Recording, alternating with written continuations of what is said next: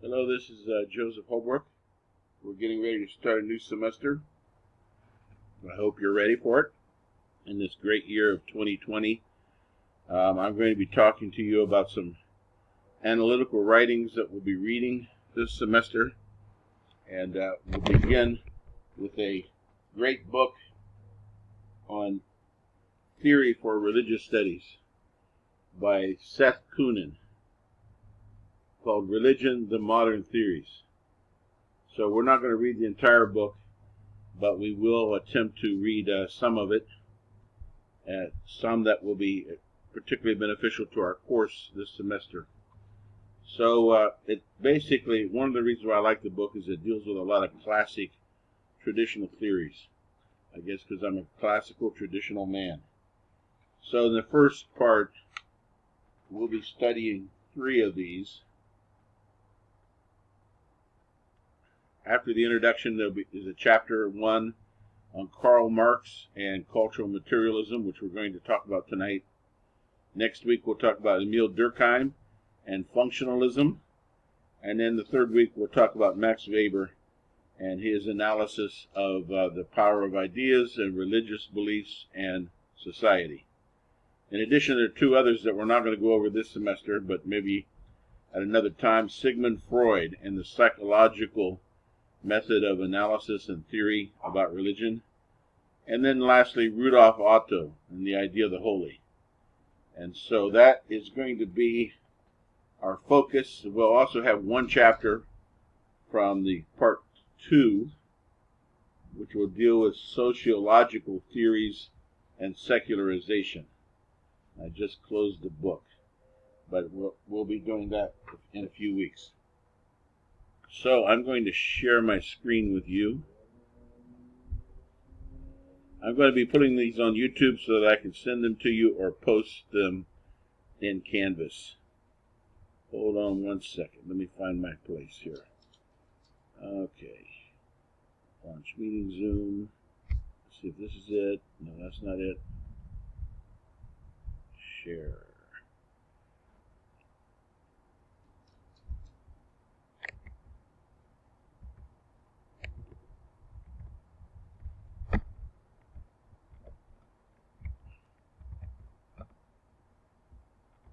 Oh, here we go. Okay, I found it. So here are my notes for the first chapter. The introduction, I've already mentioned some of it. So theory is a necessary part of social analysis or social sciences. You need methods, and you need a theory to guide the use of your methods. So a theory is a supposition or system of ideas intended to explain something, especially one based on general principles independent of the thing to be explained. One example is the well-known catchphrase, Darwin's theory of evolution. It is a comprehensive theory that attempts to explain certain empirical phenomena. So most of the thinkers that are represented in this book were social science theorists who examined religion from an external perspective.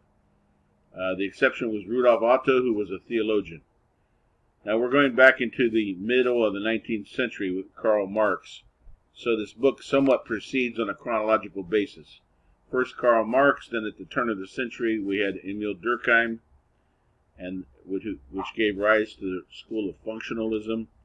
Then around 1910 you have Max Weber and a different approach which has been very influential, Weberian theory.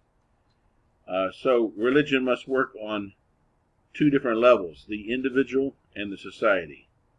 And this is one of the reasons why both religion as well as culture are difficult to analyze, because individuals to some degree create culture, but culture also creates individuals or individual belief. And so it gets complex in terms of the causality. One approach is psychological. Freud is the example of this. Freud tended to take a negative view of religion, and Carl Jung, he took a more positive view of religion, and he came up with the idea of the collective unconscious, and myths and metaphor and archetypes. Rudolf Otto also included can be included as seeing religion as emerging from individual experience, from the experience of the holy, which has been very influential in religious studies. Sociological approaches focus on the function of religion in relation to society.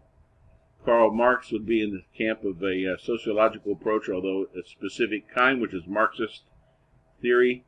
Emile Durkheim would be a representative of functionalist theory. He sees religion playing a positive social role of creating different levels of social cohesion. God, in Emile Durkheim's work, God is a symbol or a representative of a collective projection of society, and we'll talk about him next time. Individuals do not exist outside of communities. So let's begin with Karl Marx and cultural materialism. This will be significant later on in our course when we talk about liberation theology, which has a good deal of Marxist influence in it. Now, I had to start out by distinguishing that Marxism is an ideology for revolution or for socialist communism, but it's also a social method of analysis. And some people feel like they can embrace the method and the theory without embracing the ideology. So we're going to approach the method and the theory of Marxism as a method of an analysis of society. So,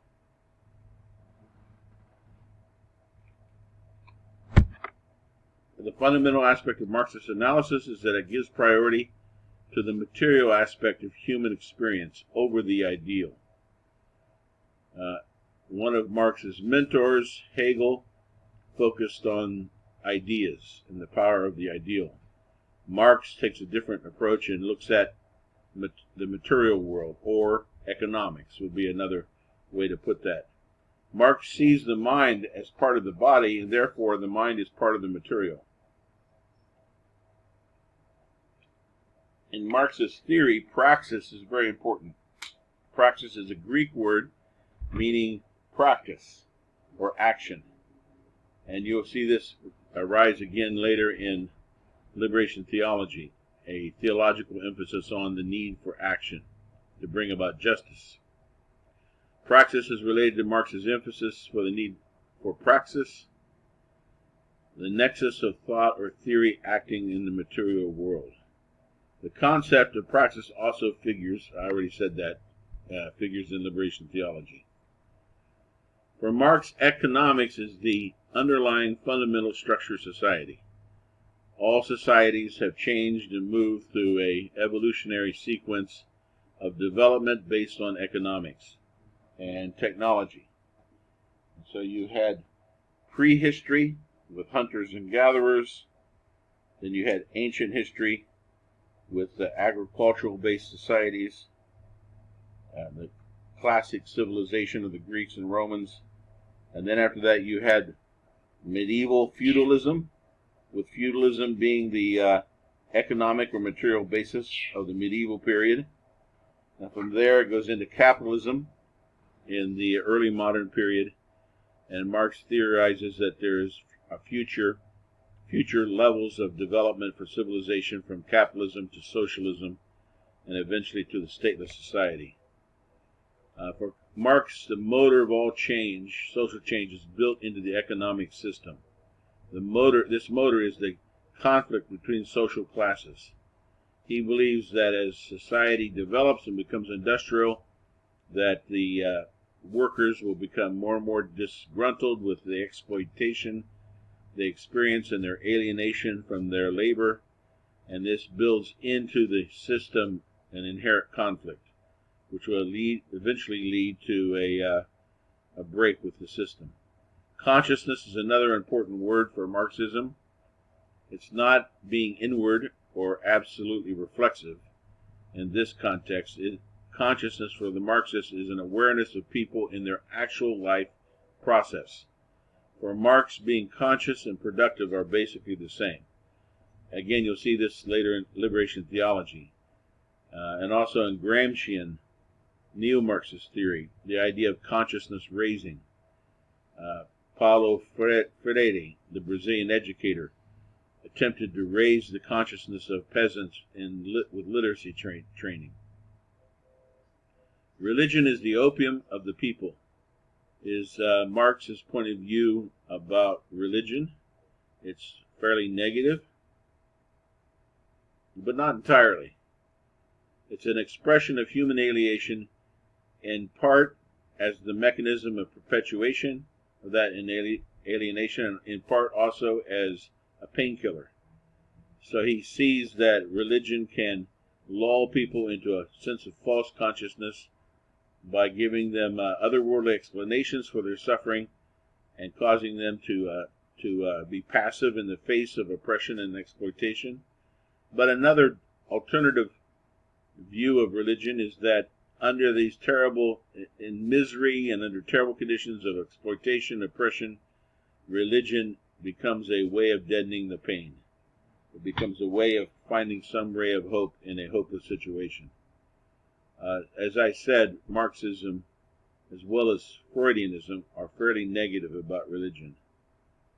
To quote Marx, he calls religion the heart of a heartless world, which leads only to an illusory and temporary happiness.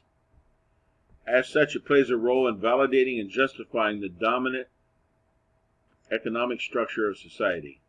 And you see this very clearly in Latin American religious history or Christian history. The Catholic Church, and I do like Justo Gonzalez's approach to this, where he talks about the Janus face or the two-faced nature of the Catholic Church in Latin America. There's one face looking towards the elites, the ruling elites, and legitimizing and justifying their oppression and exploitation, including their exploitation of the original indigenous population. But the other face, represented by people like Bernabé de la, I just went blank. It'll come back to me. But others represented by some of the heroic priests that fought and defended the rights of the indigenous people. That is a face that looks towards the people, towards the exploited. So for liberation theology, it's a bit more complex.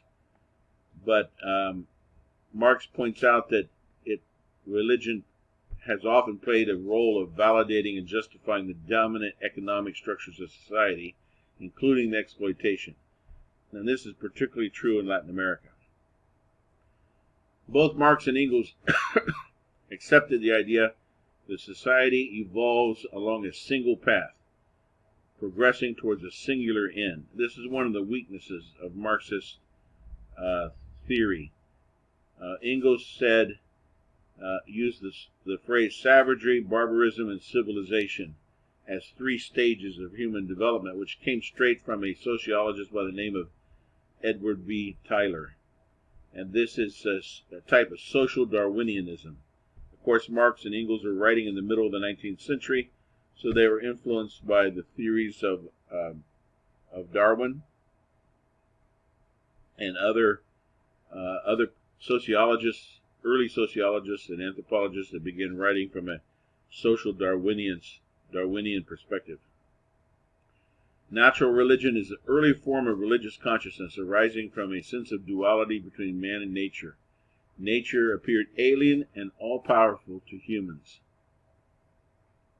Unilinear evolutionary theories developed in the 19th century and can be challenged on several levels, especially since ethnographic evidence does not support them. Current ethnographic evidence. In the middle of the 19th century was the heyday of colonialism. There was a limited data that were available to, please excuse my dog. I might have to throw him out in a minute. Hey, stop it.